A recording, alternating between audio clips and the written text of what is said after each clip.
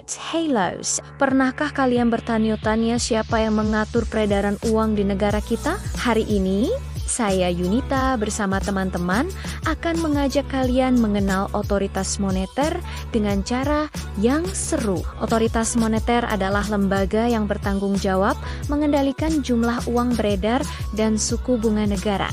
Bayangkan jika uang beredar terlalu banyak tanpa kontrol, nilainya bisa jatuh dan harga barang akan melonjak. Pak Andi, sebagai praktisi perbankan, bagaimana sebenarnya peran bank sentral dalam menjaga kestabilan ini? Stabilitas harga sangat krusial. Jika harga barang melonjak tiba-tiba, masyarakat tentu akan merasa sangat kesulitan. Kita perlu menjaga keseimbangan antara penawaran dan permintaan di pasar agar ekonomi tetap berjalan stabil. Di negara kita, Bank Indonesia adalah bank sentral yang bertindak sebagai pemimpin bagi bank-bank lainnya. Tugas utamanya adalah memelihara kestabilan nilai rupiah terhadap barang maupun terhadap mata uang asing. Kalau uang di masyarakat terlalu banyak, harga-harga bisa naik tidak terkendali. Itulah mengapa pengaturan itu penting.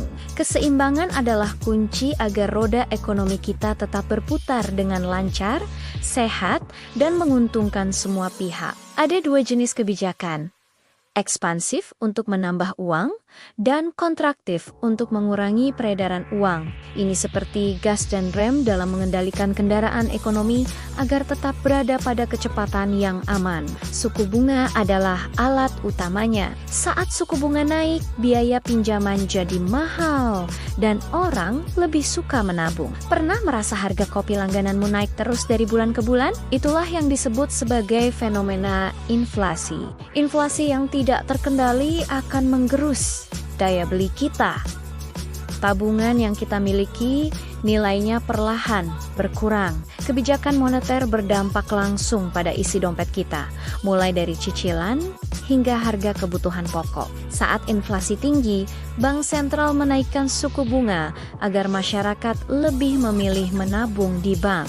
Kini kita berada di era digital. Transaksi bukan lagi hanya soal uang fisik, tapi juga aplikasi dan QRIS. Otoritas moneter memastikan sistem pembayaran digital kita tetap aman, cepat, dan efisien bagi semua orang. Jadi, mulai dari mengatur uang hingga menjaga harga, peran otoritas moneter sangat vital bagi kesejahteraan bangsa. Di era digital, otoritas moneter juga berperan dalam menjaga keamanan sistem pembayaran agar transaksi seperti e-wallet dan mobile banking tetap aman. Soalnya kalau error dikit, langsung panik semua. Betul, karena sekarang hampir semua transaksi dilakukan secara digital.